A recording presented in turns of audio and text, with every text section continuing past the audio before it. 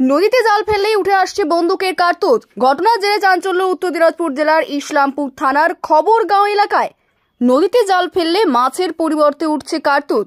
ঘটনাটি মঙ্গলবার সকালে উত্তর দিনাজপুর জেলার ইসলামপুর থানার খবরগাঁও এলাকার। স্থানীয় সূত্রে জানা গিয়েছে, এদিন সকালে খবরগাঁও এলাকায় দলঞ্চা নদীতে স্নান করতে নামে এলাকার কিছু শিশুরা। নদীতে স্নান করতে নেমে পায়ে লাগে শক্ত লোহার মতো বস্তু। ওই নদীর জল থেকে পরে মেলে বেশ কয়েকটি কার্তুজ, আর সেই কার্তুজ নিয়ে শিশুদের মধ্যে খেলতে দেখেন স্থানীয় বাসিন্দারা। খবর জানাজানি হতেই এলাকায় চাঞ্চল্য ছড়িয়ে পড়ে। তবে কেউ বা কারা এই কার্তুজগুলি নদীতে ফেলে দিয়েছে বলে মনে করছেন অনেকেই।